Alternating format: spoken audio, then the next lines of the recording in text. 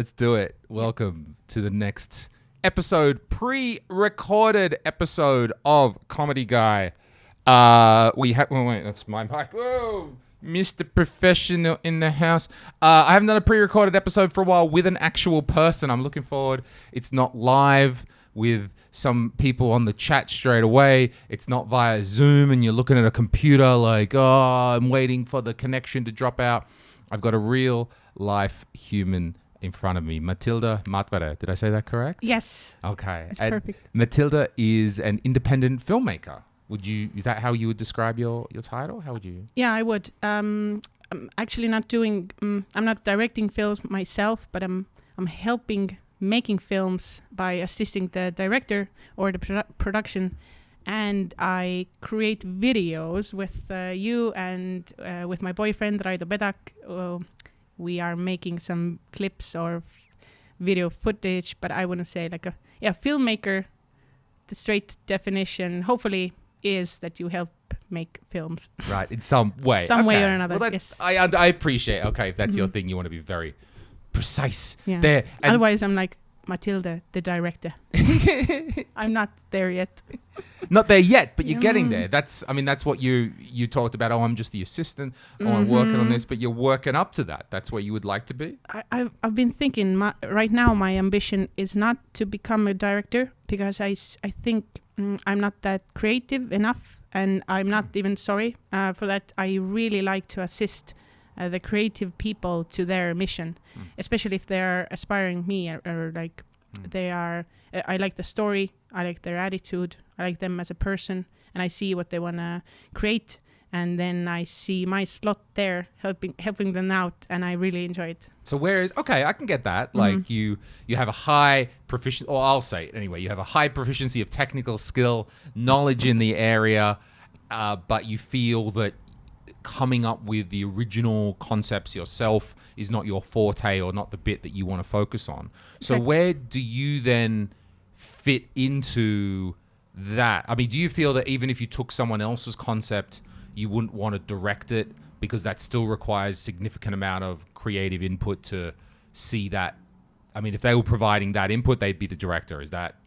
Yeah. Okay. For example, right now, my favorite position on a film or on a music video production is to assist the director or the production to. I meet the director, the story, the operator, and then we schedule the shoot, and then sometimes I'm lucky enough that the director asks me for creative input, like, hey, do you think I'm doing this correctly, or like this actor should do this or that, and then I'm really happy, and I enjoy that too, that they trust my opinion.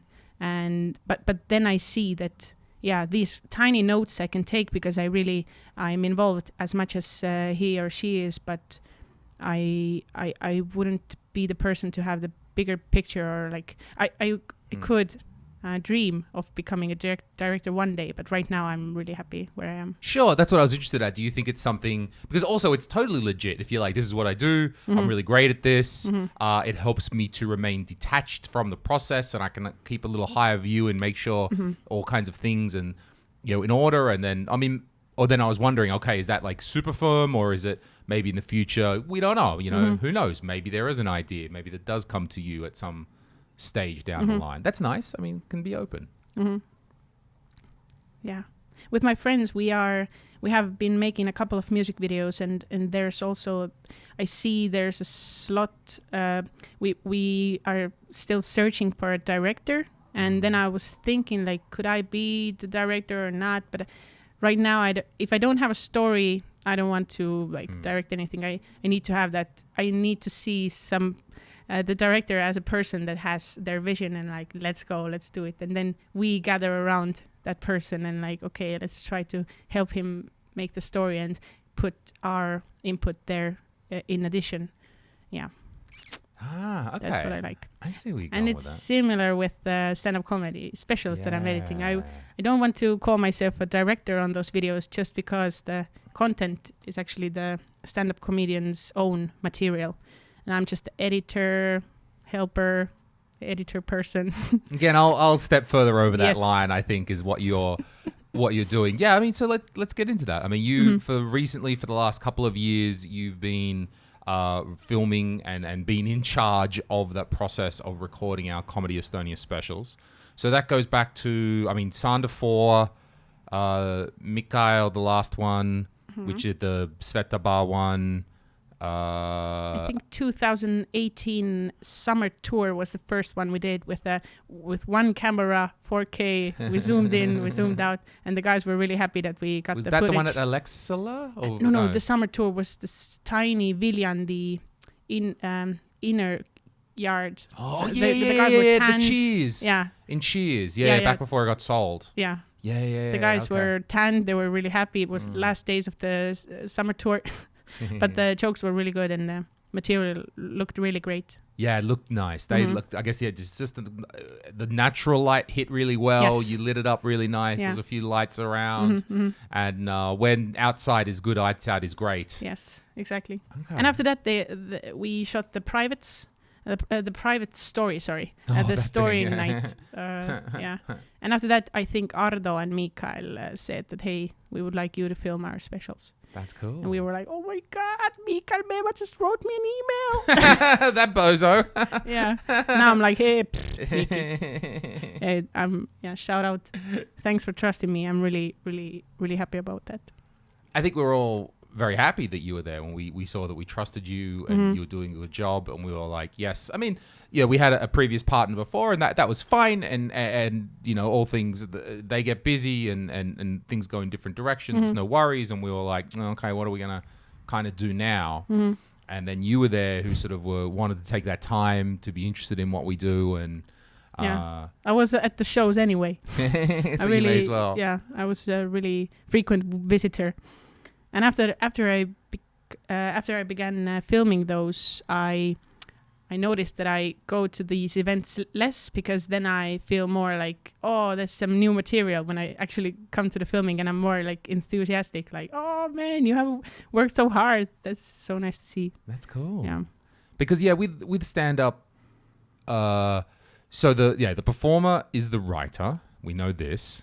I mean, who's the director is, I guess, a bit up for contention a little bit, because a stand-up comedian, if they're doing an hour, they typically don't, like if they're just doing a show at a big hall, whatever, without the filming, typically they don't have a director then, but it does happen. It certainly does happen that they might get a director in, or someone in some sort of role like a projector to direct a projector, to be like, do this, here's how we're going to arrange it, to help them with their, I guess, production on the stage. And then when you come to filming it, then, I mean, I think you're like a director, but you take a lot of input from, I mean, but like you're saying, you take the input, it's their vision, they've got the vision, they kind of know where this needs to go, but you're there to show them the bits of where it needs to go. So. And also the possibilities that they may not see before. But right now, I feel that we are just beginning to do those bigger projects. Like, for example, with Ari, we see that the special grows every time. And at first we were just like, okay, Henrik brought the poster. I'm like, okay, we got a poster in the frame, in the wide shot that already gives some like visual, the general visual for the setup and for the special. So I'm like, okay, cool. The curtains in Vene are red. Cool. That's a red vibe. We will add some blue lights. Okay. And then, yeah, the content, the actual jokes, the special comes from the comedian. So I would really like to have him to be the boss of the creative part. You know, that's why I really like to call myself like an assistant to the comedian and like an editor. And of course, Raido, he's the camera operator and like technical master of these shows, and his input with like how many cameras to use and which angles. This is so great, and for him it also is really good that we use different venues. We can like the venue gives so much about the specials, like mood, and Ari also knows that really well. We have talked about it, that like a small venue, also the video is like totally different. of course, for the audience, it's totally different at the small venue versus the big venue, and we've been discussing that how the special should look in a small venue and in a big venue. There's a difference anyway. Yeah, I guess that education process has gone on. That's been both our comedians, but you as well. It sounds like that as you've learned that. Definitely. You've worked with each of them. That the comedians have also learned what's available, what's achievable, and how to sort of get. Yeah, you help them out with some ideas, and then with these ideas about what we can do in each venue. And I mean, we're in Estonia. We only have so many venues to choose from. Yeah, and we can be picky, but actually, we're gonna make it in whatever venue there is. Just everybody needs to be happy, and like if we have some wishes, we should try to do it. Yeah, it does, because I think no limits. Before the Corona lockdown, we were all set. I think we are still set to film Sander special in Botik. Yes. In Kopli. Yes. Which is going to be interesting because he hasn't done a small one for a while now. So rather than Sander's been in the theaters before, I think there was a Vene, I think there was a Vanamoina or something like that. Yeah. Yeah. So what about the technicals of recording a stand-up special? Because the first thing that because I mean, obviously regular people don't understand the amount of work that it goes in, the thought that it takes to film a stand-up special. And the first way we can often see that is that when people are like, why don't you just live stream the show so I can watch it from my toilet? And I'm like, yeah, it doesn't, it's not that easy. Just putting up a camera doesn't get across that life of the stand-up, doesn't get the feeling, doesn't give you the sense that you're there. I mean, the other reason we don't live stream shit is because there's supposed to be a live show where any crazy stuff can happen, and you don't want that recorded for forever on the internet. And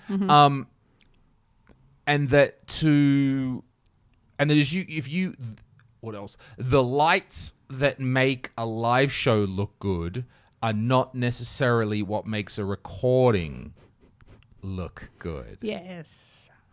What about one thing we definitely struggled before you was that to get a good shot, you often need to have lights on the audience. And that's often the opposite of what stand-up comedy needs. Yes, there we have a conflict. Every time.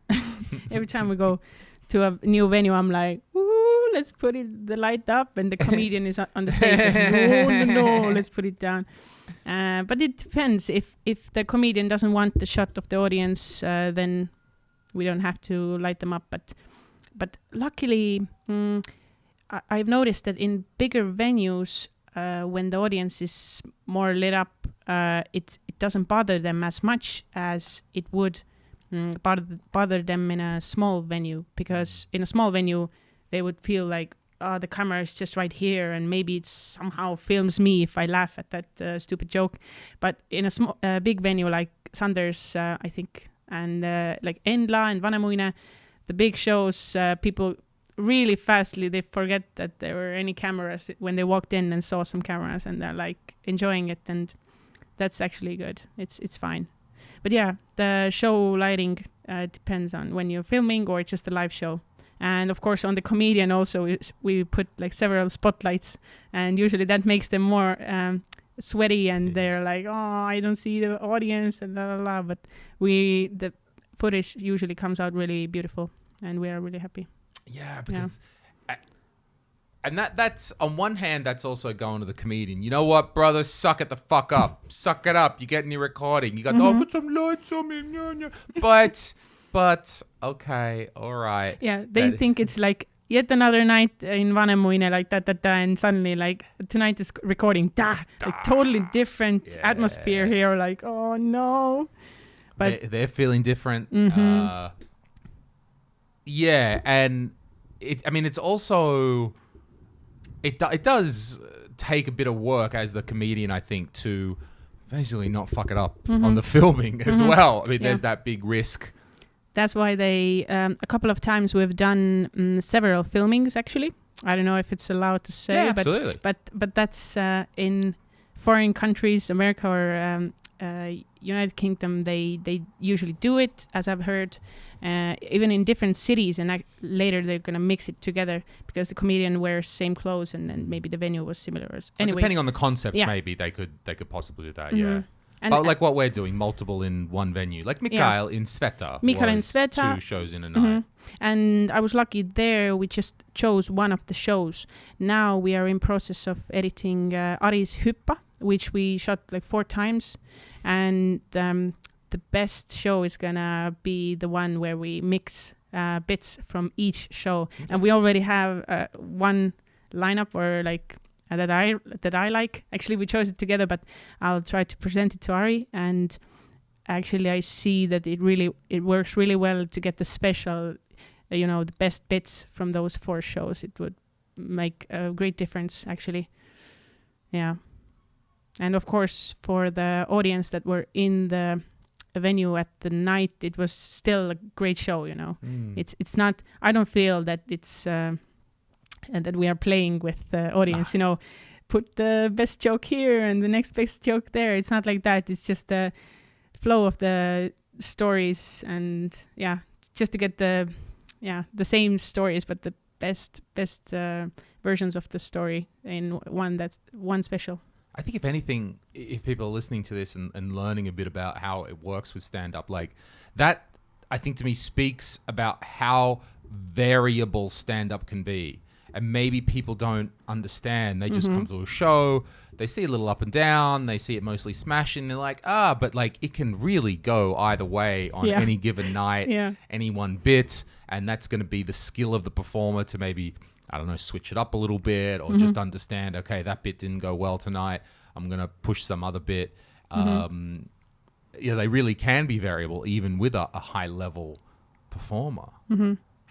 Yeah, one thing I want to say again about Ari is really great that I told him, I complimented him on like during the first shows, there were some people from the crowd that were standing up, walking across the stage during the show, and Ari got pissed, and it was the first show, and he was still nervous about the filming, so he wanted more attention from the audience, so he was like faster and more like aggressive on the stage, and to me that energy was like really, really good. So I'm like, yeah, this show is the best, because you wanted the attention and you tried to get it from them.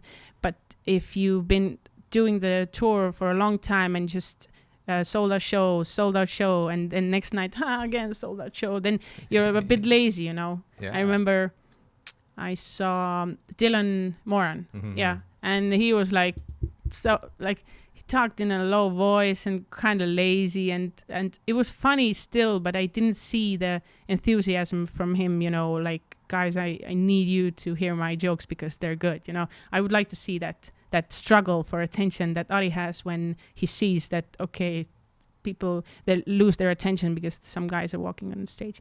So yeah, I actually like that struggle. That is classic. That's classic Dylan. Like, he's still, he's someone that I would call him my friend. And obviously he's been out here a few times over the years, and we've spent a bunch of time together. But still, geez, he can be a grumpy old fuck sometimes. I love you, man. That's his character. All right. And I love you, man. I love you, bro. But for him, the travel is extremely exhausting. Oh, man, yeah. The people are extremely exhausting. Just dealing with people and all of this stuff. He's the true artist that would like to just get on the stage and do his thing, and he still has a commitment to come and see people, but it gets... we've developed some little techniques over the years that we know the things that'll keep him happy, and we know that's not a prima donna thing. That's and there is a certain amount of that, his attitude rolled into that as well, that's his style, and if you can just get him a little bit upset, then you've got sort of... I liked his last shows because I felt like we were seeing what happens if Bernard Black grows up and actually has to deal with the real world. Black Books is just a hidden, little bubble, right? Yeah. And if Bernard Black actually grew up and actually had a family and actually had to live a real life, I'm like, I'm watching you. Yeah. I'm watching this. I told him that, and he kind of went, Yeah, the reality we didn't want to see, but now we're seeing it. You're getting old. You have to deal with your problems. Yeah. So how many, typically, how let's take a theater. How many cameras are we got? In like Endla or Vanemuise or Vene, we got a minimum of 3, and 4 or we haven't had actually 5.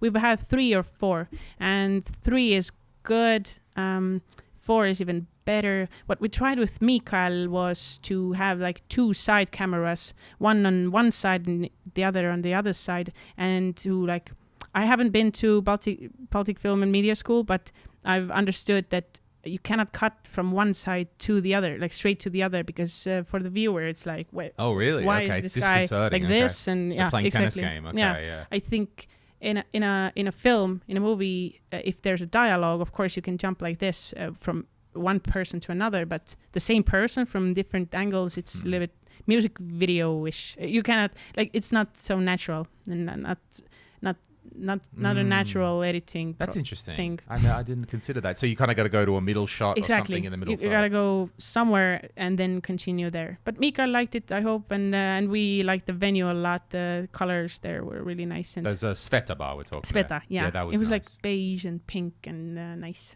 Yeah, yes. It's a very interesting bar. They've got the nice walls and there's texture and interesting things and everywhere plants. you look. Yeah. Yeah.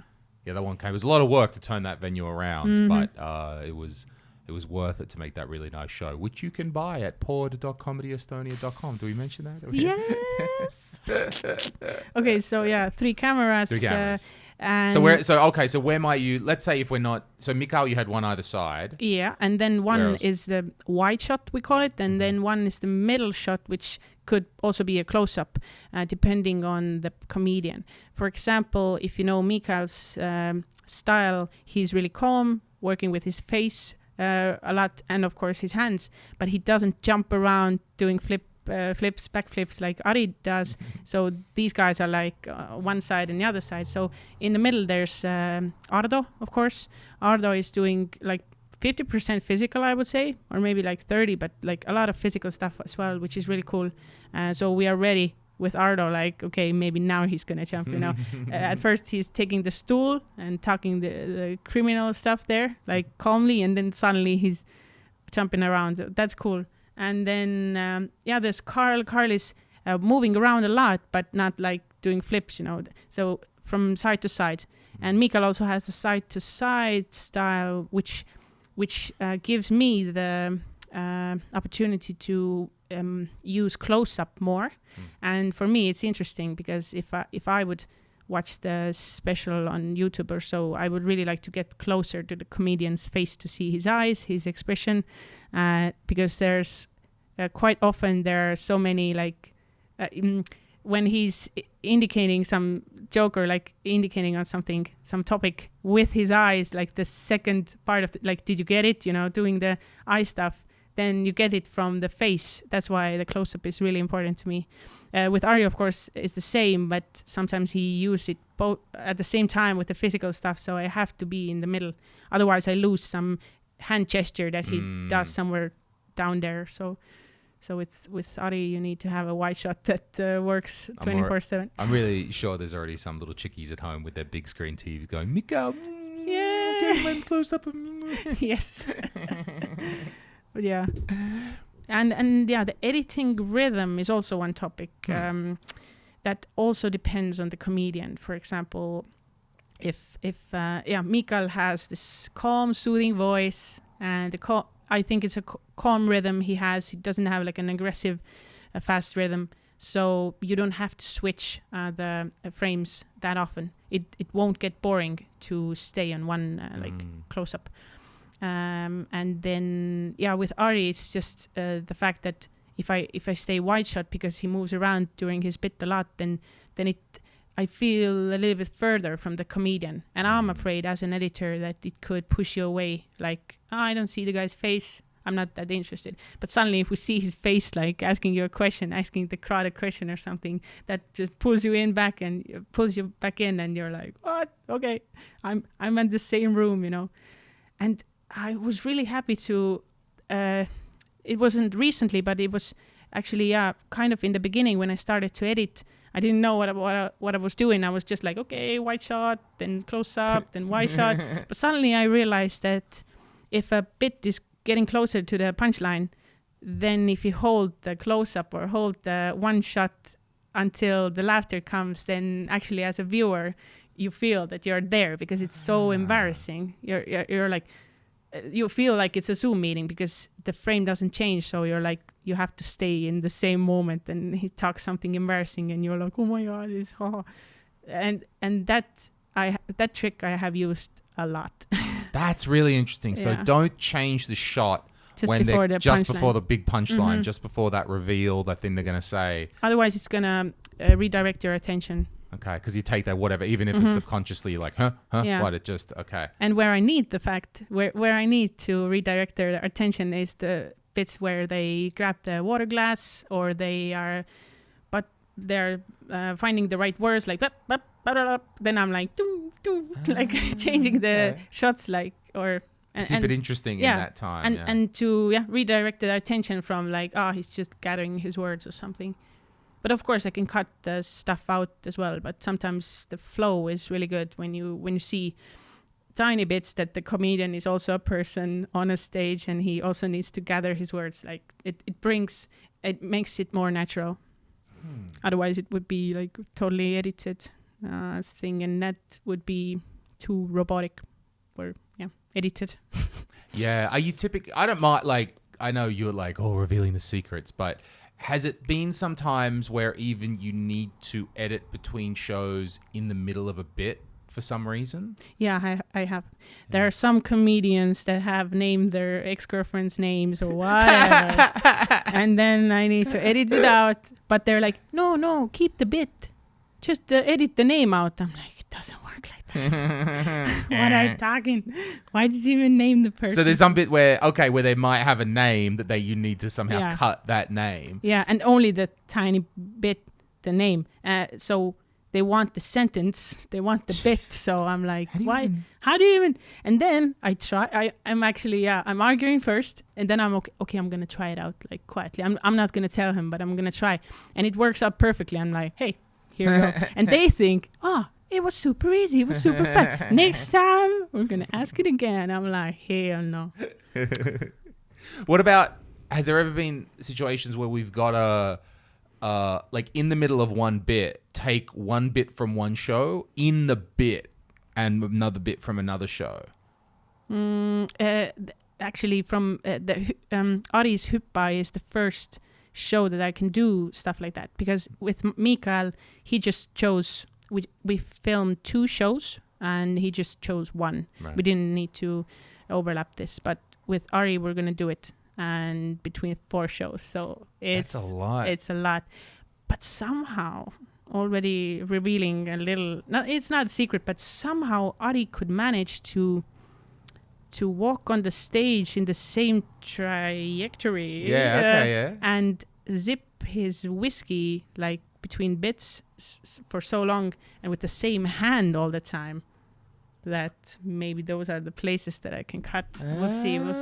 Yeah. So he's consistent enough. I wonder if he was doing that, if he understood that or not. He's pretty crafty at times. Yeah. With Ari, it's like, are you crafty or you don't understand nothing? Exactly. It's, one day and another, I'm like, what the hell? He's a genius. But he shows himself like, I don't know nothing. I'm like, I'm hearing your jokes and then you're talking to me. He knows a lot about videos, editing, everything. I'm really happy that he's actually being really involved with the editing process. Mikael and Ardo have trusted me a lot, and I'm like, whoa, okay, thanks guys. But yeah, I would be really open if they also put more input if they have ideas. And of course I have offered them as well, and they have.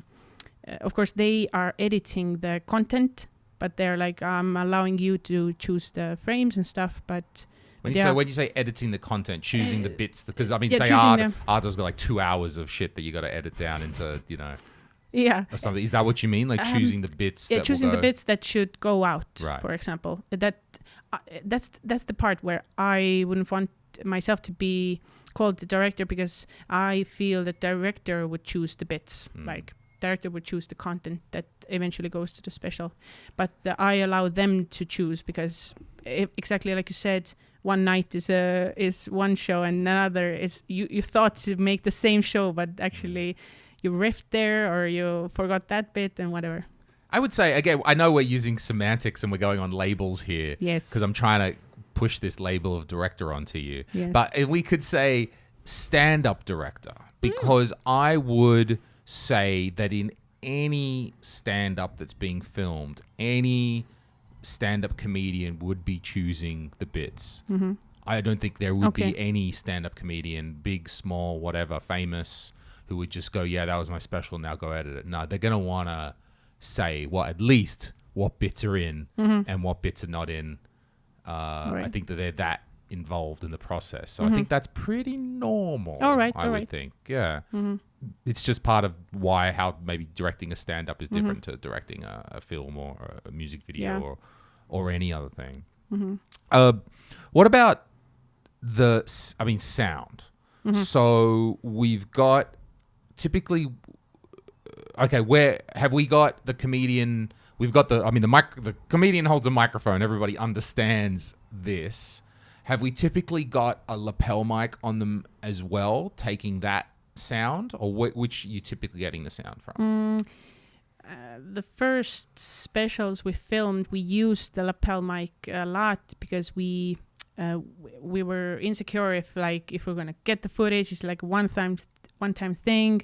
We flew down to Tartu, for example, with our cameras, with our equipment. Like, okay, let's double the sound we got from the comedian. So we record the mic, we recorded this one, and then we have some mics around the audience to have the audience laughter and everything in there as well. But during the last specials, we haven't used the lapel. What we do is we go to the venue, we take their mic, or actually your mic, probably. We connect it straight to our recorder, so there will be no their remote system like hacking in our sound. So we connect it straight to our recorder, and from there we connect it to the speakers in the venue.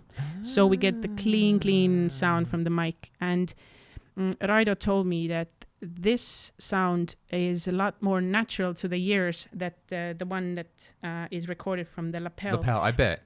Because of the sound direction. This direction is logical than this for the ears. Makes sense, because the lapel is down here. Yeah. You're projecting your voice forward, and so that is hard. Yeah, I get that. I mean, I think the last, if podcast listeners remember the one I did with Sander, that last episode I did with Sander, we recorded with not even good lapel mics. And there's an echo in the room. They're the sort of microphone that are, I don't know the microphone terms, but like all directional. They're supposed to pick up all directions because of that, where a more focused microphone is going to be taking it from one direction. Like these ones we're talking into right here in the studio, you have to talk right down. It doesn't really work as well. I'm now, people can't see, but I'm speaking at one side of the microphone. It doesn't work.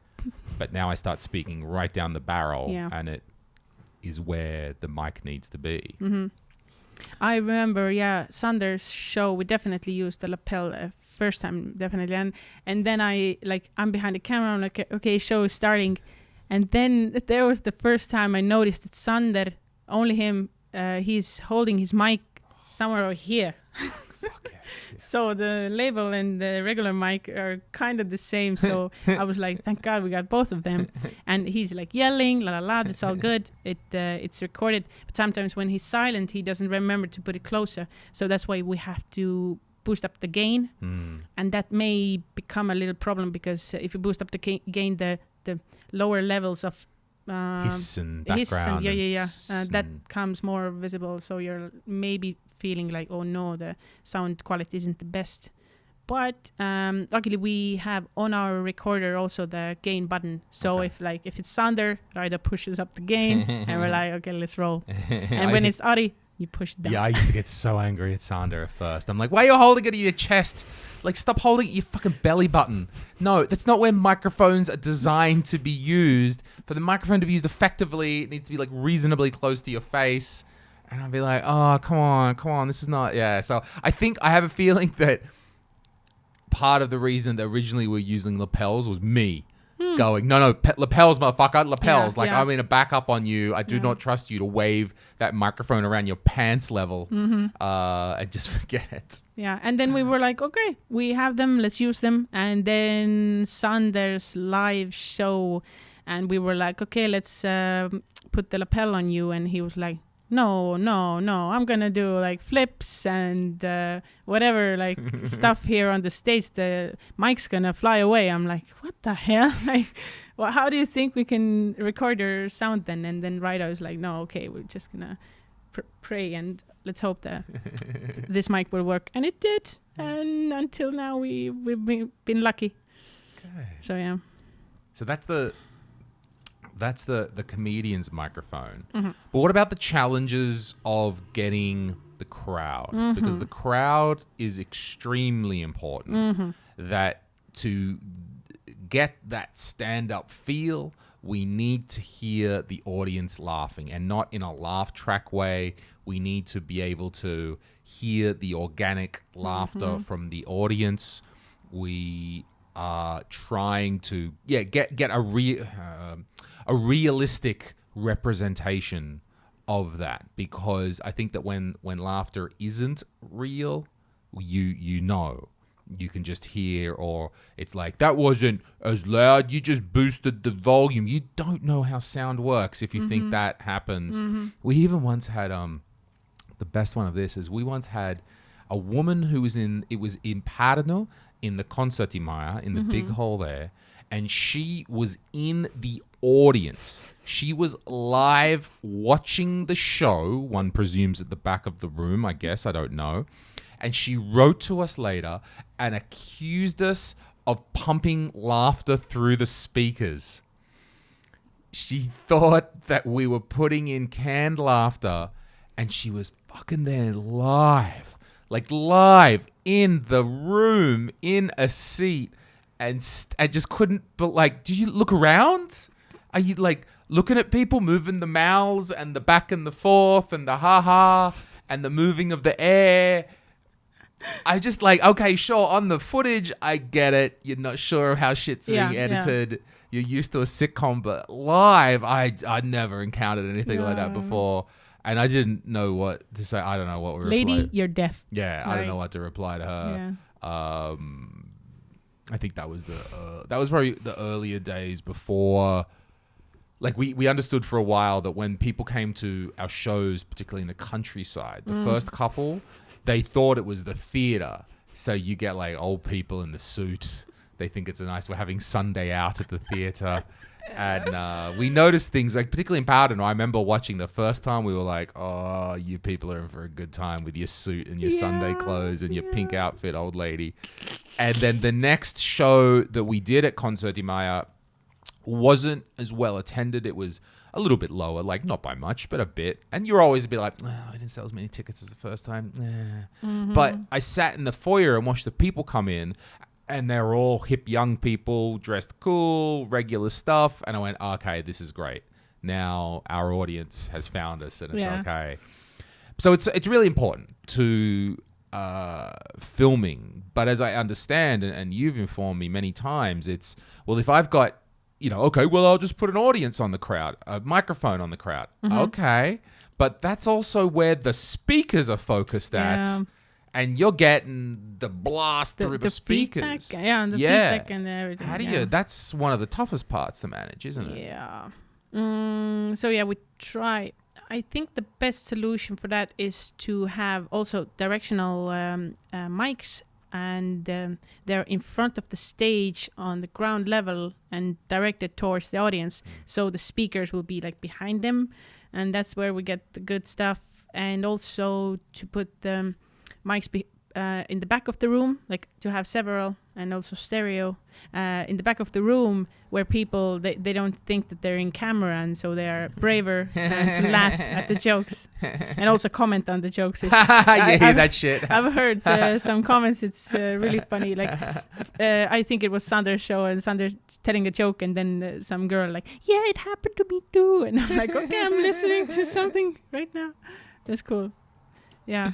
One time, anyway, yeah, usually we've done pretty well with the audience sound recordings, but once we did a huge mistake. We had an idea that maybe the laughter will be like really nice and high and like thick if we put the microphone stand like really high up. It was Sveta, Mikael's special, and we put it really high up and directed down to have the laughter come up there. I don't know what we were thinking, but it wasn't so good. Mikael said that it sounds like the audience is in another room. And even if I boosted the audience level to see if it helps something, it didn't. Anyway, it worked out somehow. Actually, I think we had another mic on the ground level, and we used only that, or some kind of way we could get the decent outcome from there. But yeah, that mic, anyway, sometimes lose, always win. So you have to try some stuff to know that they're not good. It is. That's what we're doing. We're all experimenting this. We're all not professionals. We're all getting better each time, you know, working it out. And that's why I think the guys like working with you, because, you know, we're all there on that same level, just, you know, getting better each time, doing our thing. So it's okay. You know, now you know, right? Now you know what's the right way, because it's not at all obvious. I would have thought that as well. Just hang a microphone from the ceiling, hang it down over them, and get their laughter, right? Like, I don't know nothing about how sound waves work or directions of people's laughter or anything like that. Yeah, if I edit, I really like this like when I hear like single laughters, like single. Like different people's laughter at the same time. For example, it sounds sometimes like they would all have lapels on and now they're mixed together. Like I don't hear like a wah, wah, wah, wah, like a anonymous laughter, but I hear like many specific laughter at the same time. I think it's more natural on a show. That's really, really good, and that actually makes you feel like, oh, I'm right there. And if you use your headphones, you can hear it. Stereo, all of our specials, we have exported the files so that you could hear like, oh, back there was this lady laughing right now, and back there, yeah, that's cool. Because that's what the traditional canned laughter of the sitcom that everybody might know, that it's just this wave of laughter and then it dies down, wave of laughter then dies down. And, well, it's not that. You can hear it's proof. There's one person laughing or another person laughing. Yeah. And I really like that you preserve that, because I think that is key to the live stand-up experience, because there's always that moment where you don't laugh, but some people laugh. Exactly. And especially when there's another like thing, comedian is addressing that fact that, hey, mister, you're the only one that got the joke, la la la. It's and you got the laughter or his comment on that, and that helps a lot to have this feeling that you're actually sitting there. Yeah. I love in live shows that we do, maybe not so much on the film, this wouldn't be captured, but I think it's a really important part of it that sometimes the joke bombs, but the comedians laugh. And I think it makes for a very intriguing thing for the audience, that they sit there and none of them laughed and they went, who's this fucking guy with his fucking bomb? What is that? And then the audience, then the comedians crack up. From the back room or something, yeah. And I think now we can do that sometimes because that's genuine. Sometimes, well, it's always genuine. I don't want to say it's not genuine, but sometimes it is like, oh, the audience didn't get it, but we got it. And we think that's funny, but they, for some obscure reason. Sometimes we laugh. I wouldn't say it's, well, ungenuine, not genuine. But we might laugh because they bombed. So we see how much they're dying on stage, and that's funny for us. So then we start laughing. And I think there is something in the back of our minds that knows that is also a little bit of a free pass. Like, hey, brother, we know you just died a horrible death. And we didn't let that through. Yeah, we're going to laugh. Yeah, we're going to laugh. But that actually gets you out of jail a little bit. Because then someone laughed, even if it was your friends, the comedians. Yeah. And you've got some energy to go with. Now, you can't keep using that strategy. This is, I mean, even if a comedian does something and like that one guy laughs and the comedian addresses it and starts talking about it, you can't do that many times. Also, like, I mean, if nobody laughs, you can do the whoo, tough crowd, you know. You can do that once. That's your once in a set. You've got to get out of jail free of like, whoo, okay, I didn't, and then I got to move on. But you keep doing that, like you're a shit comedian. Yeah. So yeah, I love that. I do love when the comedians are into something, because I feel the audience goes like, why are those comedians into it? What is it? What am I missing? Exactly. They want to be a part of it. Yeah. And I love when we're in the room for that. I could definitely feel a difference. I mean, sometimes maybe in wrong crowd, we're in the backstage off to the side, so you can hear the sound come out. I remember Burning was like this all the time. Yeah, from around the corner there. Yeah, around the corner, and you're in the main room like, what is going on there? Are they listening to the same comedian? Because he bombs, and you're laughing like, what is going on? I want to be a part of it. I want to know the inside jokes. Kapi Ka last night, Kivi Papakarid has that, where it's sitting in the same room. Oh, what else? Botik Noah out the back. Vilde is good for that. I mean, the last time we did was you guys filming, which wouldn't have been there. But the traditionally in the back of Vilde, the comedians have always sat at the table next to the toilet over there. And so we would crack up. And I do remember back in the day, Stuart would do some jokes and then no one would laugh and I would laugh. And I thought I was saving him, but he kind of took offense that I feel like he took offense at me, that I was the one. I was doing like, aha! And I kind of just thought, first of all, I thought it was funny that, you know, I just enjoy seeing a comedian bomb and struggle. I'd seen them struggle. And I thought like, oh, I'm giving you that get out of, that free pass. But I don't know if he saw it the same way. So yeah, Vilde has that same thing.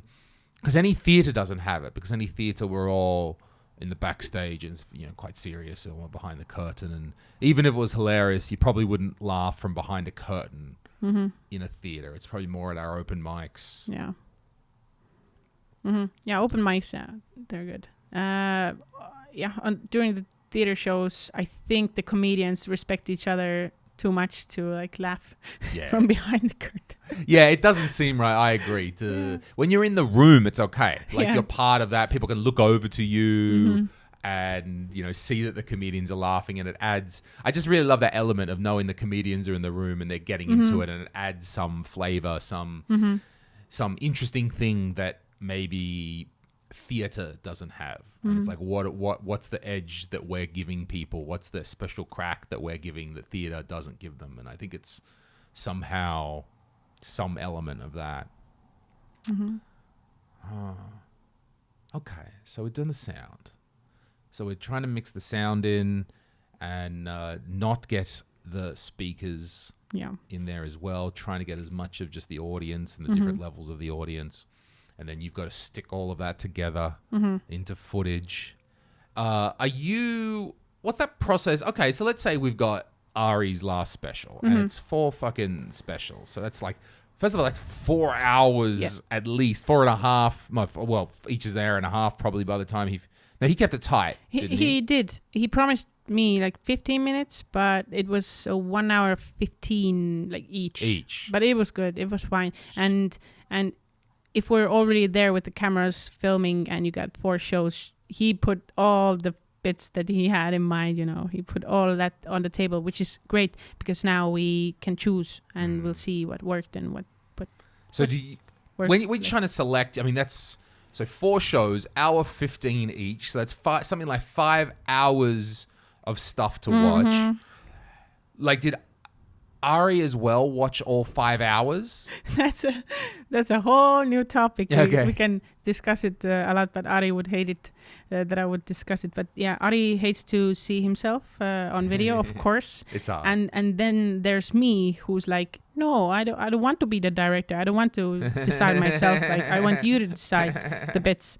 I could edit something together, but I know that he's gonna be like, hey, this bit worked out better on the 3rd show, and I'm like, nah. Now you tell me. Yeah, now you tell me, but we didn't watch it together. So what we did, I went to his apartment And I was like, now we're gonna see through like all the shows. We ended first, and he was like, okay, bye, Matilda. I'm like, no, we're gonna watch the second, because like we have to do it now, otherwise we don't have time, la la la. He's like, no, you're not making me do this, you're not making me do this. and I just pushed play, and I like I wrote down myself like where there was an applause, and because to me all the shows were great, you know. Ari is like, no, this show is shit, or like this bit is shit. And like, no, it was great. But he knows that, okay, that show. And actually, so in the end, we met 2 times. Second time also we watched the third and the fourth, and we made some comments. And then he also had the clear visual that, hey, like which bits from which show. He actually remembered now that which were the best. And I also like wrote it down what he would like, and then I added a couple of what I liked more. And now I'm soon gonna present him the first draft of the edited special that we have. And yeah, to be honest, in Adobe Premiere Pro, you can like make the different show material different color. So I have like yellow, blue, brown, and purple. And I see that the one that I put together, it has stuff from all 4 shows. So that's actually quite cool. That's really cool. Yeah, and what I'm really hoping that the energy of the show is similar, because yeah, I think it was similar during the 4 shows. Some were a little bit more and some were less, but in the special that we're gonna edit, hopefully it's gonna be similar, and it's gonna be great. And if you would see it for the first time, you would think that it's a real deal. I'm sure it is. Yeah. I mean, it's so hard to look at yourself. I got to even listen to my set from last night. I want to listen to that second half, and even just listening to an audio, I know that it's really one of the top 2 things that I can do to help myself is to listen to that last night's set. I'm like, I probably sucked. I read ums and ahs. I probably like, but it's so stupid. I did it, so why don't I want to? I don't know. But I see that you guys, you're all the time recording yourself. But are you gonna listen it later? Because I'm thinking that like Ari, like you don't want to listen it, but you should listen to it to get better. La la la. Agreed. So what do you? I know. I got to listen to last night's set. Okay. The first opener was a bomb, but yeah, we struggled. The first half of Kapikar last night, we struggled, but the second half got better. But actually, I mean, there's a lot of factors. I wasn't the best host that I could be last night. And the room was like half filled because of the rules, right? Yeah, which I don't think was a factor. That was cool. Okay. I don't think that was it. No, I just think it was us. I think I kind of hit it, didn't quite hit it as host. I don't know, I was a bit sleepy and I wasn't quite silly and fun as I might want to be. And also I forgot to turn the lights off. The lights were on in the room. I completely fucking forgot exactly what we talked about. Yeah. And then by the end of the by the end of the first half, I'd got the lights turned off. And then, the second half, okay, they had their break and some fresh air and we got rolling and... Yeah. Cool. So, okay, that's us putting the special together. And you... I guess because, it's your trade. You don't mind sitting there for hours, editing, cutting, looking again. How is that for you? I enjoy it. Yeah, I enjoyed it at first because I was like, damn, those comedians are funny. I really like my job because that's really, it's funny to me. Those jokes work. I don't feel like I have to make them funnier with my editing, it works as it is. The boing, yoing, yoing, yoing, yeah. Like put some effects there, somebody running. I don't know. Anyway, and that's how I could, that's why I'm like really happy that they trust me, because I could learn from editing the material. For example, the first ones, Mikael and Ardo, that their jokes work, audience is laughing, and now if I play around with the footage, I see how the edit makes it better. Just like I told you before that near the punchline, don't change the frame, the shot, then it will work more. So yeah, I have learned these things during the process, so I'm really happy about that. And and because there's they're funny, and the more I edit, then I memorize the material, and then actually, yeah, there are moments that I feel that I'm the director, because I'm like, okay, the mood was like this in the beginning, now we're getting more like this, but still it's the content that the comedian himself has already thought through of his special. And so I'm just like assisting with the video, like helping to get the point out better. With Ardo, his last special, there's in the end, there's the part where he sits down on a stool and starts to talk like a really dark story. And that's you have to focus there. You have to be on that one shot to like really feel like, okay, I'm in the same room. Ardo is talking like serious stuff. Da, da, da, da, da. So that's really cool. And I felt there like, okay, we need to assist with the video, like with the editing, the fact that now the mood suddenly changed to something totally different. That idea struck me. I don't know if you saw Chris Rock's last special. No. The one that's on Netflix right now. Okay. If people have got, look, I forget what it was called, but it's got really nice lighting, beautiful big kind of chandelier light thing going on up top, and Chris Rock in it. He hasn't done a special for years, and he addresses some of the the divorce and his infidelity and such things, and I think it's the moment that he's talking about his infidelity or something, like the moment he cheated on his wife, or that crucial part of the story. And the director just goes so close, like it just goes closer and closer. And I think actually the director was Bo Burnham. Wow. And I mean, Bo's just like the most unbelievably talented person on the planet. And I remember I think that was the first time it occurred to me in a stand-up special to use that moment and to get super close and to develop that intimacy. Like there's Chris Rock, he's telling us it's a horrible, it wasn't a great thing, was a terrible thing that he did, and he's telling us that story, and he like gets him so close. Like I think Rock's head is like almost the shot. Yeah. Like really close, and I'd never seen someone do that editing in a stand-up before, a stand-up special before. Yeah, I get it. Yeah. That emphasizes the story really well. That's cool. Mm-hmm. I'm gonna go to the loo. I need to go to the toilet. Wait, because I drink so much water. Back in a moment. Yeah, I mean, with this, even the video that people are watching now in the studio, if you're watching it on YouTube as well, there's two cameras. There's one shitty old 1080p camera over there, which is on me. And then the other one here is this Sony 4K, which should be a very nice setup. But whenever I import it, it still seems quite grainy. Now, is that a function of the low light in this room? Yes. Okay. First place, yes, and then second is the camera. It has outside with the same camera, it would look a lot better. Yeah. The indoor, for our eye, it looks like really bright in here. Yeah. But for the camera, it's like, no. And it's the same thing in the theater. You push the light up for the audience, and with your eye, you're like, as a comedian, you're like, no, they're sitting in the light room. Like, let's not do it. But for the camera, it's like, I barely see the people. Like, I want to see more. Okay, that's just how it goes. And it's I mean, like even with great cameras as you go up, it's still it's just a camera thing. Yeah, it's the same on a film set. You're shooting a night scene, but you need like tons of light to have it dark. You're like, what? But yeah, to have it to have the best quality.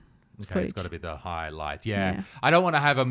We otherwise we've got these dentist lights. That are up here, these fluoros. We don't want that neither. These are good. So, yeah, soft boxes. It's better to just just to keep it nice. Anyway, it's nicer than having this blazing light as well, because we're trying to have a conversation as well as film this and record it. Tell me if actually I'll tell you what happened to me in the last couple of days. And I was very you can tell me whether I have made a dumb choice for my career or not.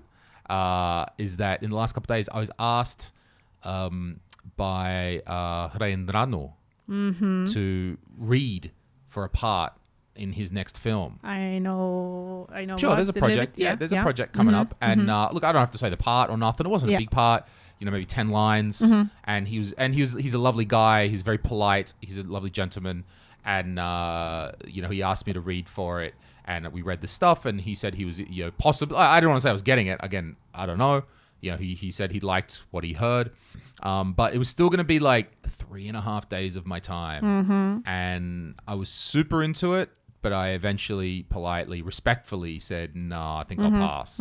Just because it's like 3 days, and I was also out in the countryside as well. And I don't know, I felt I wasn't going to enjoy that process. I wasn't dedicated to build it. I was like, no, wouldn't it be good to, be in the film and get myself out there a little bit again? But I'm like, no, am I really is that really the most effective use of getting myself out there? But because at first I was taken away like, oh yeah, cool. Fuck yeah. And I said I was in for it. And then sort of had to sleep and thought a little bit further about it.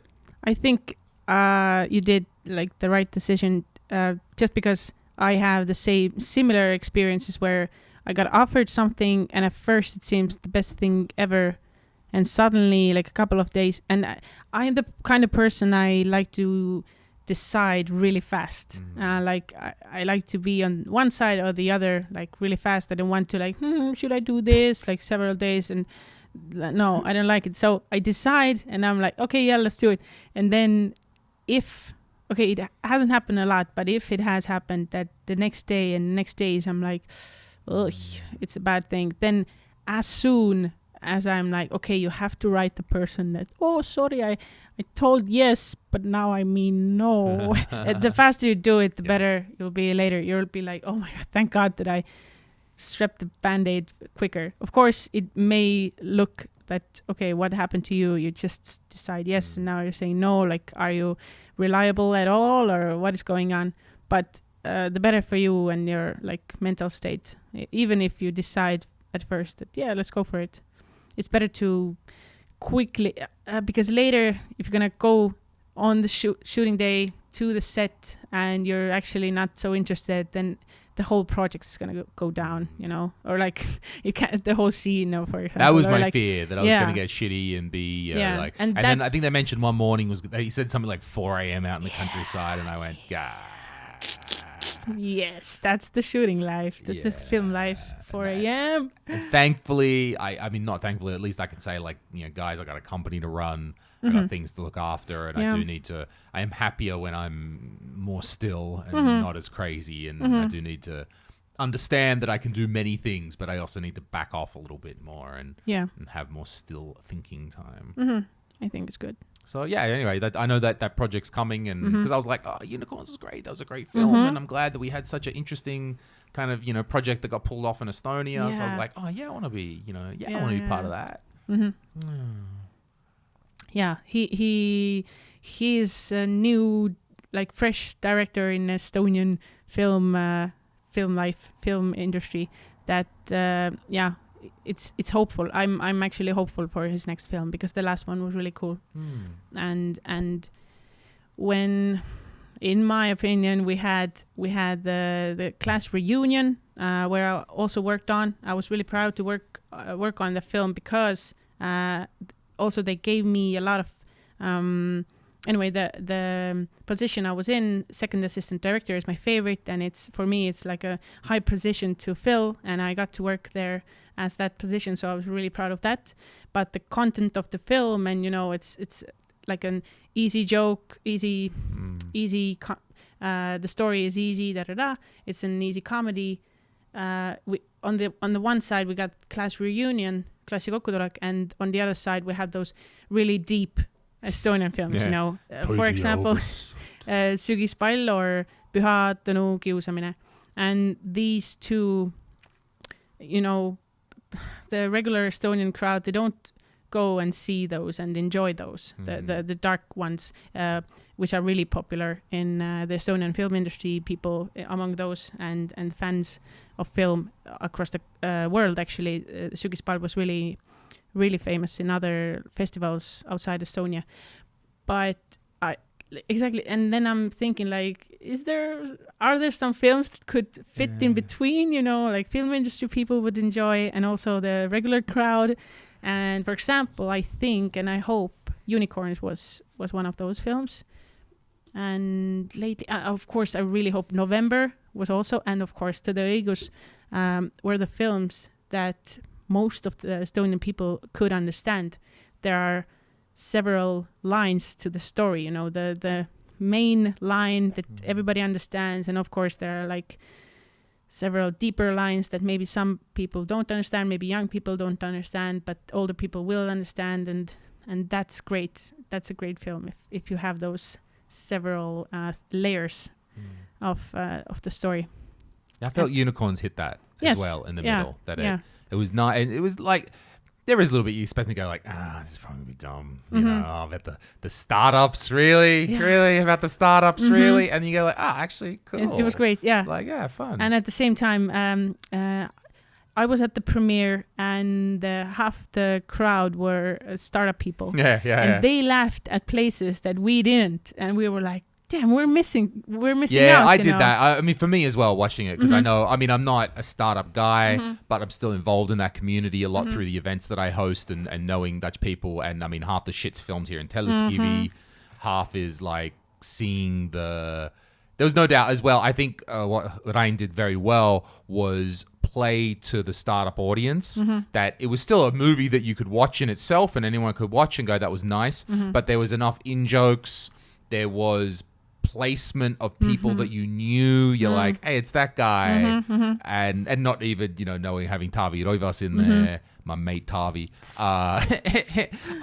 There was a dance time you go like, there's that guy, and I know who that person is. Yeah, and there's in real life. I know there's no reference to that. And that's actually really cool that he could get all the people. And for me, for a regular Joe that doesn't know nothing about startup, only has heard the name like Startup Estonia, we are so like proud of that, and I'm like, why are we proud of that? I don't understand. For me, it was really cool to understand, okay, that's what you're doing, like that's your everyday struggle, and that's really cool. Because just reading an article or a Wikipedia page like what is a startup is more boring than you actually get a story, and you get some examples from Estonia and all the jokes and stuff. Yeah, that was great. Making films to me has always occurred that if you have a story to tell, it seems to be a really tough road as a way to have a story to tell. And like many things in Estonia, that's either made better or made much, much worse by our country size and living here. And for me personally, I mean, because I'm not a filmmaker as such, you know, I just like making cheap pornos. Because I'm not a film with these cameras. Yeah, why do you think they're set up like this? They're good. Tim sat in that chair. I thought that was the casting couch that you're sitting on. Yeah. To me, I've never been, I guess, look at you. Look at the disinfectant, the Tim disinfectant. I liked Tim before, but now. I think as a entertainment producer, let's say, for lack of a better term, filmmaking beyond stand-up has never really appealed to me, because to me it seems like a really tough road. You have to do a lot of work, involve a lot of people, costs a lot of money, and then if you're, especially in Estonia, if you're lucky, your thing's in the cinema for 2 weeks, 3 weeks, 4 weeks, if it's doing well, and then it's gone. Like, hopefully, I guess you've got a good team that are getting it on the streaming services, that are getting it. Maybe you can fucking watch the pay-per-view on Telia. And I know we do this as well, buying it on DVD. Start looking at fucking DVDs going, Jesus, we're still buying fucking DVDs, are we? I know, we sell DVDs. It just seems like a tough, you know, a brutal industry to be in, and a brutal way to tell your story. What do you think about that? But is there like the big payoffs? Is that it? Is it the love of cinema? In Estonia, if I think about my favorite producers in Estonia, then I see some sparkle in their eyes. You know, I see that they really want to, similarly to me, assist the director to tell his story. And I think it starts out like this, that the director goes to a producer even if he or she hasn't worked with the producer before, they're like, hey, I would like to pitch my story. And they pitch it, and if the producer sees like, hey, that's a great idea, and they get the sparkle from the director, then they will have their own like road that they need to fill. And in Estonia, most of the producers, I think, and my favorite ones are those who don't see dollar signs in the eyes, that they see like an important backstory, a moral, like a good moral of the story, or like something really solid in the story, something solid, creative, a great kind of narrative or something in the middle of it. And sometimes it is an opinion, like the director wants to show, but I think it's better if you don't show your like opinion like very like straight out, because the audience may differ with the opinion.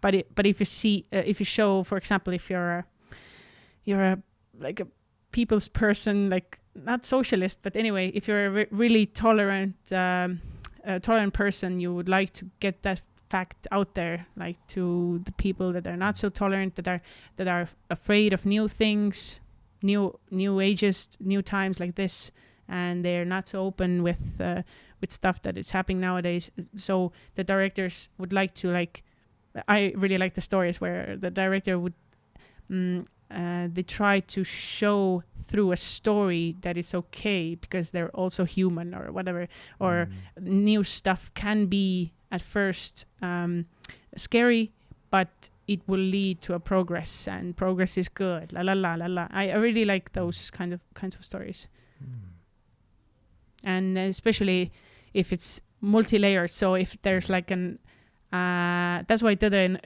and the Õigus was so good, because there was the historical layer, there was the moral layer, there was the family layer, church. Boy, there, yeah. Okay, the book was also really good. So okay, so that so clearly these people, they've got a story to tell, and there are people that just love the art form of film, and they're super motivated by it, and they think that sparkle, like, yes, I can make this come alive. I can. In Estonia, I think that the most producers they don't think about the money, but they think about the ideas that should go out there, and let's hope that people go to cinema to see those ideas. So we, as a society, as the Estonian group of people, we have this tiny group, that we would progress and be better as people. But in America, it's totally different. Of course, you see a product that you have to sell from that. Okay, so that's in some ways, okay, there's a disadvantage in our small market, but there is an advantage that we might be more likely to take up something that's culturally positive, or something that's just a great concept. I mean, maybe that's the same justification that is driving Comedy Estonia, which is, we ain't making any money anyway, so we may as well do what we want to do. And that confidence is really, that's why I go to your shows. I see that you have some ideas, some jokes, and if you're confident, I'm like, yeah, I want to hear what that guy has to say. If of course, it's not the guy, anyway, if it's not the two guys with a hat from the government, Oh, like, they can be confident, but I don't like their views. So if you're a stand-up comedian with confidence and like funny jokes, I can listen to it, and that makes me come back, because you believe what you have to say, and if I kind of like it, I want to hear more, maybe I even learn something or adjust my views if you're intelligent enough, or like if you seem to be intelligent enough. The government views. I mean, they're talking about that business plan of, I don't know, we'll just do it because that's what we want to do. Right now, I have to renew my visa. Okay. It's been 5 years, and I'm renewed every 5 years. And I don't quite understand. It seems like the law has changed, or the rules have got much more strict. 5 years ago, they wanted to know I was employed, I paid enough money. I think they wanted to see my bank balance a bit then as well. And I just remember that being it. But now they've asked for like a business plan for Comedy Estonia. I'm like, ha ha ha ha, business what now?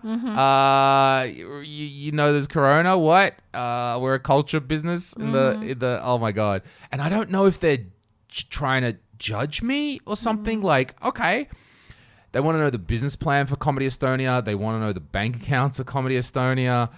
They want to know what my goals are for the next like 3 years. What and how we're going to achieve those goals. And I want to just go, I'm employing a bunch of people. We're living. We're not dying. We're all doing fine. There's about 7 of us who get employed by this. We're contributing to, I don't know, bars. We're giving them nights and income and that on flow. And I feel like I'm being judged, but because we don't have grand business plans. I don't have a startup that's going to be getting VC funding anytime soon. They're like, what's your employment plan? I'm like, I don't know, probably like 1 in the next 3 years if we're lucky. For us to survive and do this work is what we really do. And actually, because we have a cultural group, we can't. We understand we're not going to have mega profits. It's not us being idiots. I mean, it's a lot of us being idiots, but it's not from us being bad business people. It's like, this is the way you have to grow, I think, this sort of business. But and listeners of my podcast are well familiar with my aversion to the police, that I'm not good with the police. And I understand Estonia. I mean, I had Mariana Ubelet here on Friday, Officer Ubelet, and we were talking a lot that I know and respect Estonian police, and I know, but we just have a completely different relationship with the police in Australia, and a different relationship with authority coming from those old convict days, the English fucking soldiers with the police. Like, that's left a big imprint. So I've got a police officer at the immigration department, doing the job. I understand, asking, I guess, the reasonable questions, but I'm like, what? The bank account? Do you have to? Business plan, and I got to calm the fuck down a little bit. And I've been writing out that business plan, and I'm like, you know what? I am proud of what we've done. You know what? I'm all right with it. And if you don't like that, then I'll try to give you more information. I feel like my role here is justified, so I guess I've just got to explain it far enough. And maybe slip in a work in Estonia video as well. Just just to be like, do you remember this one? Yeah. One of these, done a couple of these. Yeah. I think you shouldn't be too worried about it. For example, anyway, I also have a company. I work there. My own. That's my company. I only work there. But when I do the yearly paperwork for the what have you done through the year, how much money comes in, how much money goes out, and is it even profitable to hold that company, then also we have to write there a couple of lines about like, what do you think and what are your plans, and you just write there like, I'm gonna continue doing my business and hope for better offers and hope to grow and that's what they want to know actually. And the most important thing is to just pay your taxes. Yeah, I'm like, because that's the Australian attitude. You got my tax money now. That's all you're getting. Yeah. Even point number 9 that they wrote to me it's just something like, what are your general plans? Like, not even like, what are your business plans? And I think it's like, and it was so vaguely worded that I couldn't work out. Like, I'm trying to work, like, again, Australian is like, what answer do they want to hear? I'll tell them what they want to hear. And I can't work out whether they want to hear, don't worry, I'll be going home soon. Or do they want to hear, no, I'm a dutiful resident who's being a good, not citizen, whatever, resident, and I'm obeying the law and I'm going to be here for a long time. And, I'm like, you tell me what answer you want to hear and I'll give you that one. Well, I guess that's the truth. I'm going to be here for a long time. So it's all right. Yeah. I remember when I went to Hawaii, America in like 2013. Then I went to get my visa, and the visa was called like J1, and that's the visa that you get if you're a student in a university and you want to travel and work in America for 3 months. That was the maximum, and that's what we wanted to do. you cannot study there. That's not that kind of visa, but you can work. But you have to make the workplace to sign all the papers that the visa people want to see later and stuff. And I remember the reason they give you the visa is you have to tell them like, definitely I'm coming back after 3 months. Like, I'm definitely coming back to Estonia. And then they're questioning you like, why would you like to come back if there's like Hawaii, there's like America, freedom, la la la. And I'm like, no, I'm studying in my university. I really like what I'm studying. Like, you have to find exactly. You have to tell them like, yes, I really love my country. I really want. You have to persuade them. Otherwise, they won't give you the visa because they know that you love America so much that you're gonna stay there. How much do you love freedom? Yeah. You European socialist. Yeah. And at first I was like, oh, I love America so much. I'm going to tell them like, oh, I watched those films, the high school films. I really want to be also in American university to have that life. I thought in my naive head, like, they want to hear that I love their country. And then luckily the Estonian people that knew already about the visa, they were like, no. You're going to tell them that you love your country and you're returning after 3 months. Otherwise, they won't give you the visa. I'm like, okay. I really don't like lying, you know. You can read from my face what I think. I'm kind of sincere with my and that actually gives me some trouble sometimes because I'm like, you're not playing poker. No, I'm bad. No. I read. Actually, I want to say I was told, Ronald told me about this, that I felt was very interesting about the film industry. And I thought maybe you can help to explain more.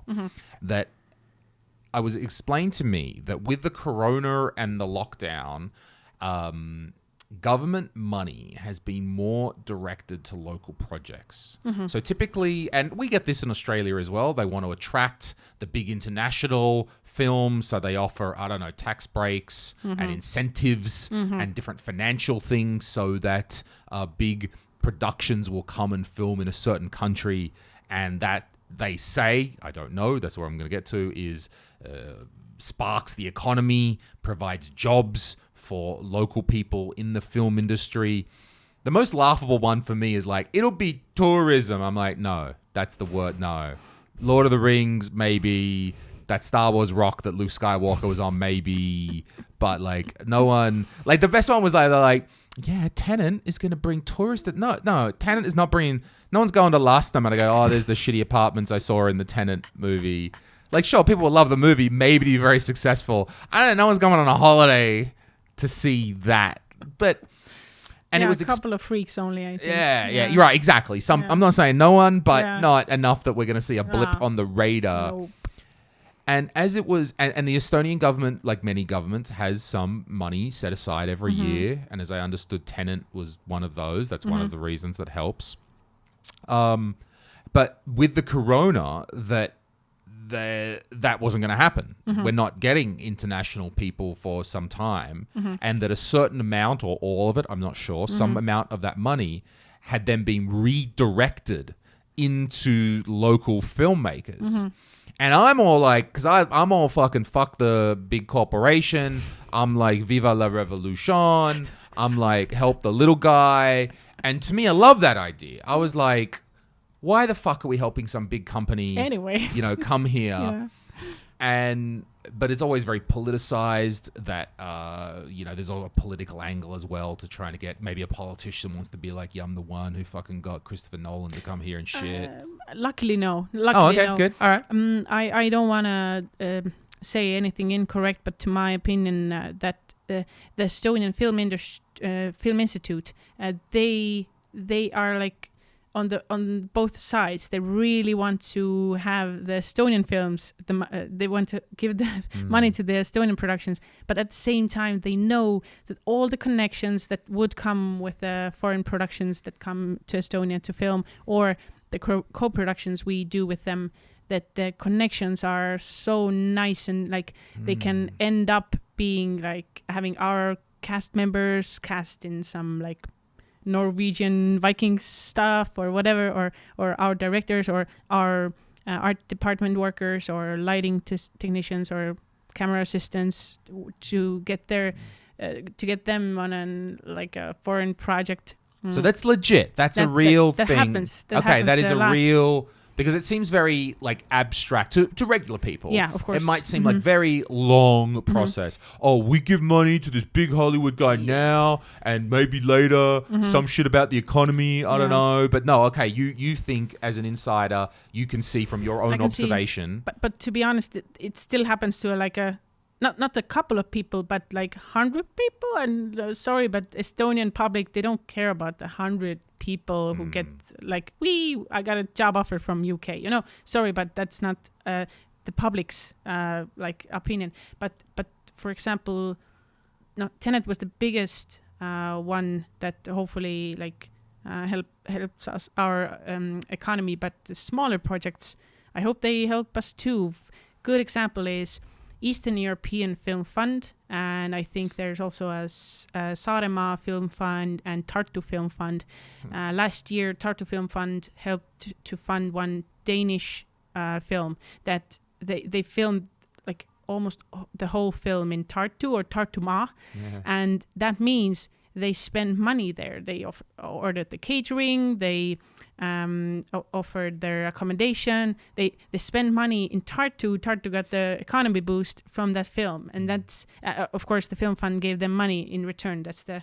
But do you sure? So that sounds pretty legit. Yeah. And I guess you don't know all the numbers, but do those numbers come close to matching up? I think so, yeah. Okay, the amount that they pump in compared to the amount that it stimulates the economy. We're no economists, I understand. Yeah. But you think that's... I'm not good with numbers. But maybe in your own observation, do you think there's a chance that they might actually match up? Yeah, I think, because, I think the, Tenet and the bigger, Danish or Finnish films that I've known or I've been a part of, I think they've brought more money in that we're giving out, and that's the good thing. That's why we keep on giving them. Yeah. We there's I don't know the system really well. I'm still trying to understand it, but yeah, I think that's from their perspective first. It seems really good to come here because they get the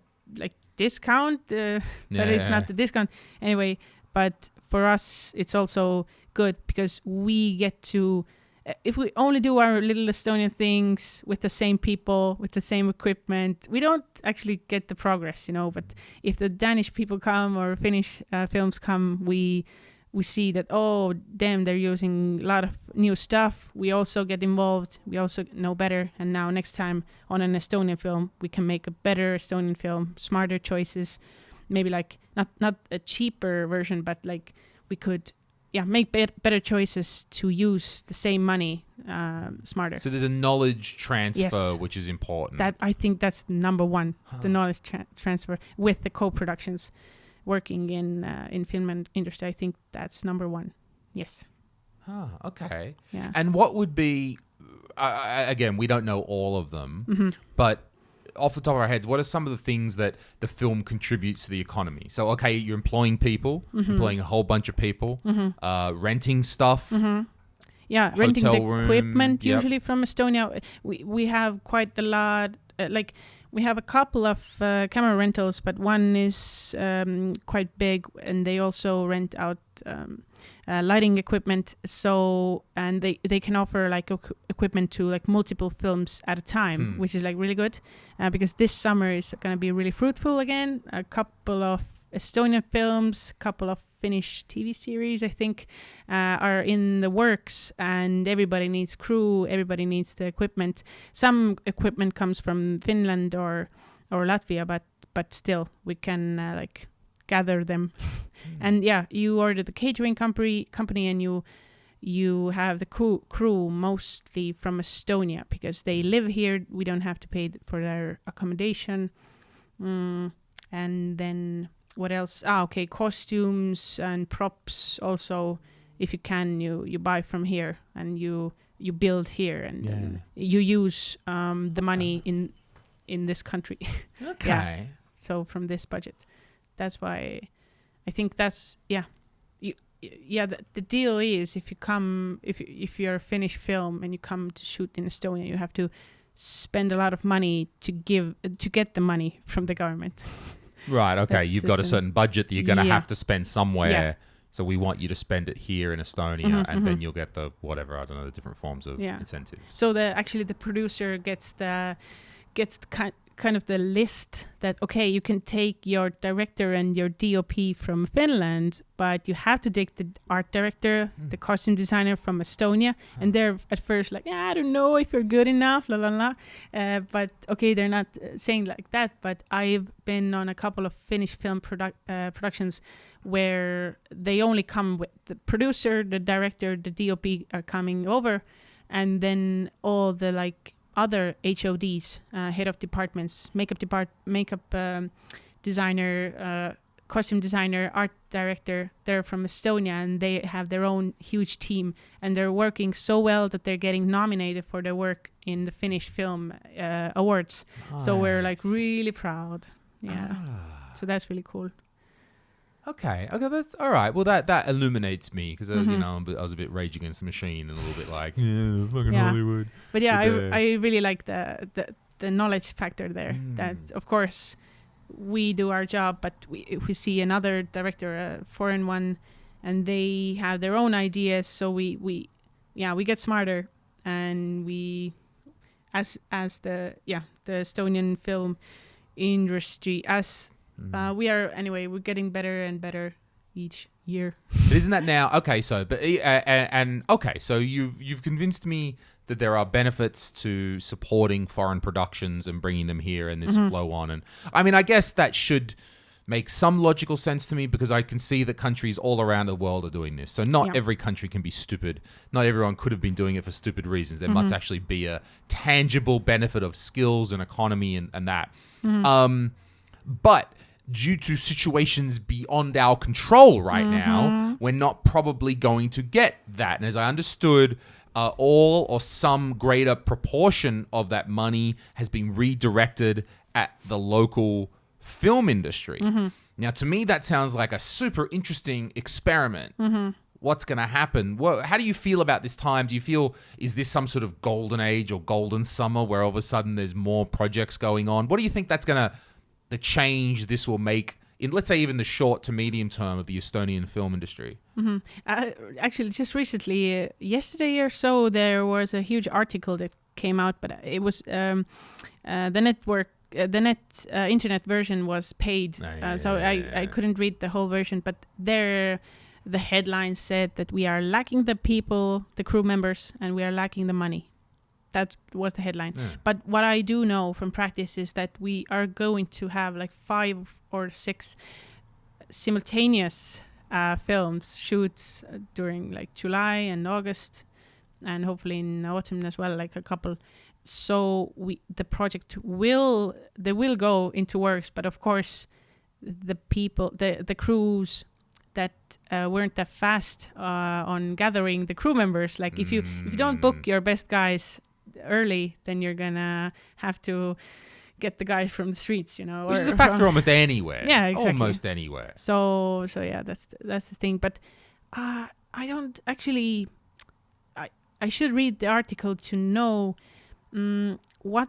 I'm afraid the extra money that came, that's only to fill the huge gap that Corona made, and it helps just a little bit. Okay. And now I know a couple of films that got pushed due to Corona that I work on. They are now in the works again, and only with the help of the extra money we can continue.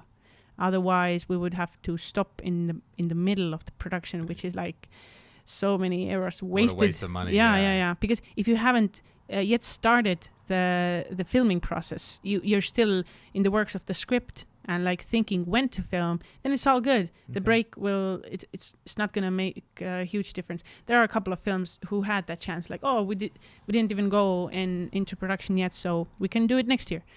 But I had 2 films that were already, we shot something and now we had a break, and now we're like, okay, quickly, hopefully we're gonna end both the films. Ooh. Is that you? Yeah, go for it. It's okay, no worries. I'll do some editing on this. Yes, please. Yes, do some cuts. Loo break. Yep, my loo break and this toilet and this phone break here in my. I just use iMovie. I told you, I just use iMovie for this shit. Yeah. How is it that okay, when I'm editing in iMovie, here's my consulting session right now.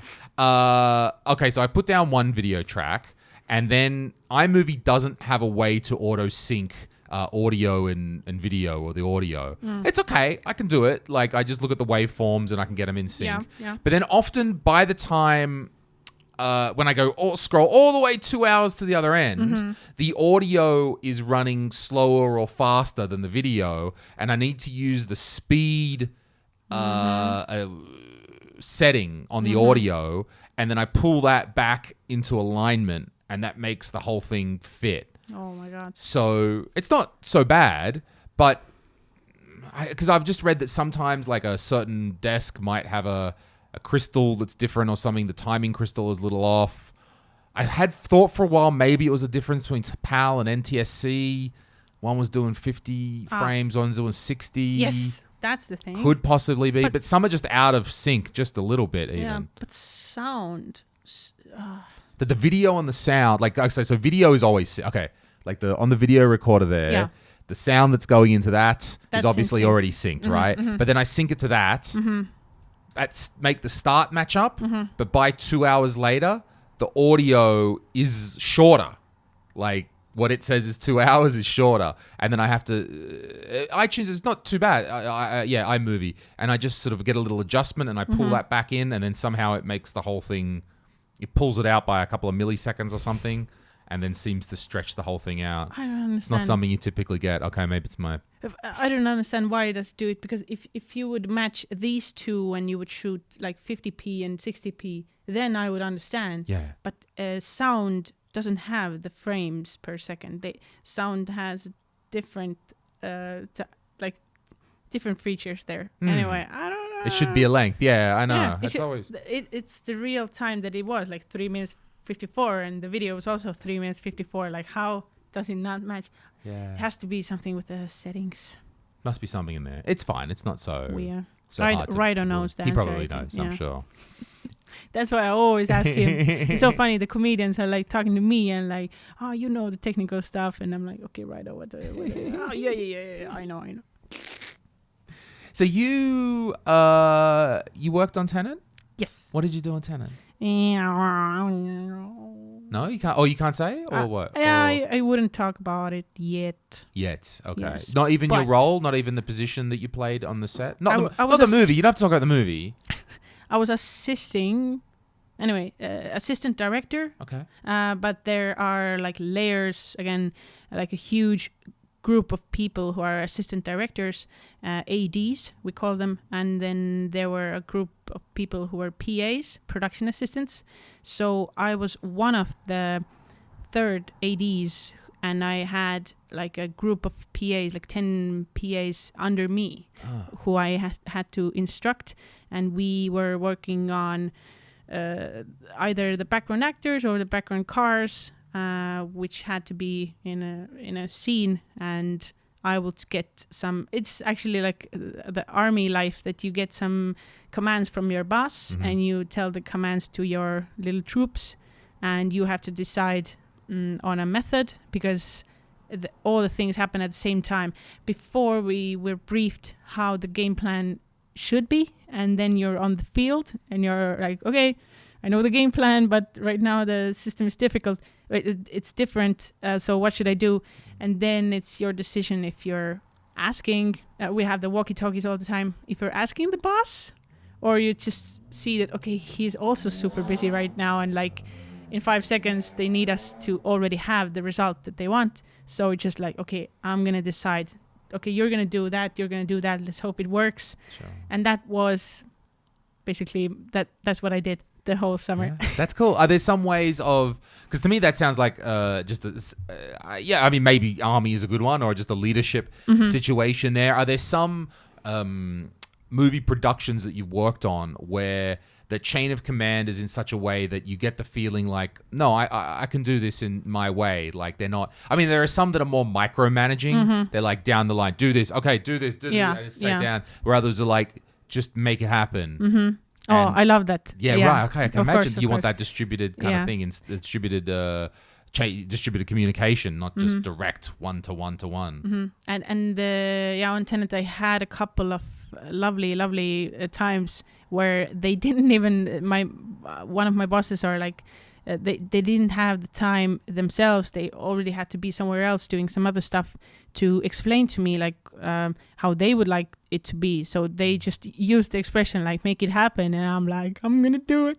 And then I got the confidence that they trust me on making the decisions. So I gave my best, and later they told me that I did good, and I was like, yeah, Good. that's perfect. And I really like those decisions where they say that make it happen. That's the tiny bit where I feel like, okay, I could be like a director one day, because I like the part where I can make my own decisions. But I really like the input they give me. For example, okay, I need a grandmother, I need a grandson, I need an old couple, I need a young couple, a boy with glasses, like a nerdy guy, and then I go to the background actors. Okay, you're coming with me, we're gonna walk. And then on a regular film as well, if you're a third AD, then your main job on the set is to direct actually the background actors to have their own like mise-en-scene or like the background action, because the director is super busy with the main cast members in the foreground. Like they're having the dialogue, like how are they walking, how are they doing, and at the same time to use the time really well on a shooting day, there's your third ADs, like couple of them. On like 30 people, there's one third AD usually. If there's like 80 people, there's usually two ADs helping to direct them. Like just go tell, you cannot tell the people like, hey, everybody just act cool, you know. You have to tell them, you sit here, this is your boyfriend now, you're in a row, or you're just, you have just fallen in love, you know. You have to give them some stories. And usually the people that come to the sets, the background actors, they are really like inventive. They like to step out of their comfort zone. They're like, oh yeah, of course this is my new boyfriend. And sometimes you're like, okay, you're going too deep in that role, but okay, I like it. Like, and yeah, I like to give them the characters. Then they feel like they're actually like actors, you know. That's cool. Yeah, and sometimes they like to overact, of course, like lighting the cigarette like super or like laughing or like and then I just like, okay, tone it down, because if we're filming, you're in the movie's gonna be in movie theater, like tiny little movements are already like really natural and good. And that's the part where I feel like, oh, I'm directing the background actors in the bush far away from the main actor, but still I really like it. That's cool. Every director that I've ever worked with in my life, and it makes me sound like I've done some fucking stuff, but you know, whatever we do here in Estonia, right on. Every director that I've ever worked with, the first thing they say to me is, Lewis, calm down. Lewis, stop overacting. And now, like last night, I did the call with Nine, and exactly the first thing he said to me, just make it more natural. And I went, yes, boss, no problems. Okay, like I'm just used to it now. I can't. I'm just maybe I'm from an old school. I think I'm from an old school overactor thing, comedic thing, where I overemphasize everything and be natural. Oh God, now I'm considering it. Now I'm thinking about it. No one's going through my head. How long was the filming in Tallinn for? What was that kind of length of time you were involved in that project for? June and July. Yeah, Okay. 2 months. Yeah. Yeah, it was great. It's good. It's good work. Yes. I mean, it's good for you. I mean, No, it's great. I guess that's where you were so before you were emphasizing the knowledge and the skills. Yes. I mean, it sounds like that's something that you personally got from Yeah. that experience. Yeah, definitely. Before I also thought of myself like I can manage, but there I really loved when they had the time to give feedback, because of course everybody wants feedback if it's like helping them and if you really want to be better. I really hope that to get some feedback. But at first I saw like, oh my God, there's a lot of us. we're never getting the feedback. We're getting only like, you have to do that. Just like in the army, you know, just the commands. And then nobody tells you that you're good. Like nobody tells you did good work. You just go home. And tomorrow you come back at the same, like 4 a.m. and you continue working. But to me, it was like, I was so happy and proud to be on the project. I was just every morning, 4 a.m., like crying tears of joy, or okay, not every morning, but and after leaving the set, I was also like, this is unbelievable. Like if you're working, okay, like driving to the set with my bike, riding my bike to the set, I was like, oh my god, unbelievable. But when you get there, you're like, okay, work mode, and you don't constantly think what project you're on. You're thinking about the commands, and you're thinking not to like all the time like guard your position that you were given, because some of the sets were so big that you have to be in your lines. But I'm the kind of person, I really, if I see that the other group, they need help, I'm like, I'm coming to help. And then my boss is like, Matilde, your area is like unsecured, like there's some stuff happening there, what are you doing helping the others out? I didn't give you this command. I'm like, no, I did bad, you know. But there I had like the part of me that wants to help out others, it worked well there. Like a couple of times they told me that it helped them like out if I went to help others, because the whole process became better. Because if the camera is directed to that bush and you're actually behind that bush, that it's not in the frame, but yeah, because the command was to stay in your area, you know. If I would be the sheep that I'm like, okay, I'm in my area, I don't see nothing else going on, but I see that there's a fire going on, like nobody helps, then I have to go help. And I did that, and at first I was like, oh no, I'm gonna get fired or whatever, because if you leave your area. But later it turned out it was good, and yeah, to me, like, of course you have to, if you have a command to do stuff, you should stay in the lines. But sometimes, you know, like in a film, like a superhero film or whatever, if you do that extra inch, somebody's going to notice. And it happened to me, and I'm really happy about it. Good. You mentioned before the way that some of these projects can work is that when they come over here, they only come with a certain amount, the key members, the director, certain high-level people. So you had a chain of command, right? You had a boss, and they were reporting to somebody else, and da-da-da. How was your boss, or how far away were you from a foreigner in terms of that chain of command? How far was a foreigner up that chain of command? Our closest boss was a foreigner. Okay, that brought him with the project. Yeah, but he wasn't an American. He was a Colombian guy. Okay. Yes. But with the project. So, okay, so you're directly working with someone outside of Estonia, someone foreign. Okay. And at first it was really frightening. You're thinking like, does our industry, like the way I've done things is even correct in their minds, you know, in their way that they're doing things. But suddenly it appeared that, yes, we're doing the similar things. And if you understand the language enough, and for me it was, I understand the language. Some people, they had some troubles understanding the slangs, and, you know, if the people are talking really quickly, and there's some slang words. I have like I put some slang words. I would call them slang, but actually they're just expressions that they use. Yeah. But in straight translation, the Estonian people are, what? Like, what is this?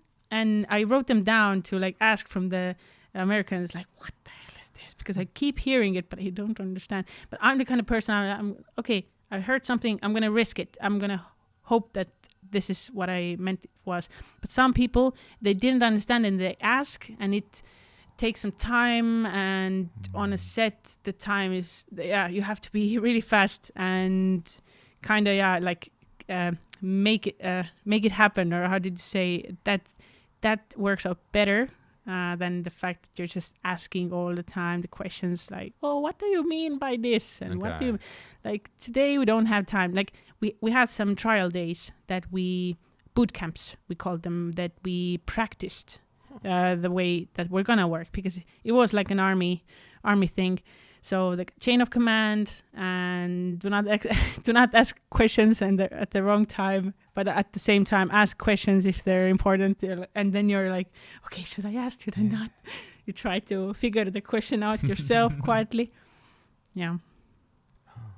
So yeah, I got lucky. I think other people, they say that, yeah, Matilde, you were great. I'm like, oh, I think I got lucky, because sometimes if I saw some other people that were asking too many questions, I was at the same time, I'm hearing those questions. I'm like, I was thinking the same. Like, I don't know what's the answer, but I was just like hoping that I understand it, I think you make your own luck in these. I mean, there's luck and there's making your own luck, and there's the work that you've done and the thought that you put in, and that you've worked independently on your own projects, and you can have your own sort of mind to things. I think the most important thing that I did and I give myself credit for is to be attentive. If you are on the set and you have, like you with the Ryan Reynolds film, like if you're already signed the papers, I'm coming to the set, I'm there, then be like 100% there. Don't be like, hey, I didn't listen, I went to grab some coffee and now like I need to smoke a cigarette and then we can talk. Like, no, if you're here, be here, listen, be attentive. And I think the attentiveness got me what I am. I think so, yeah.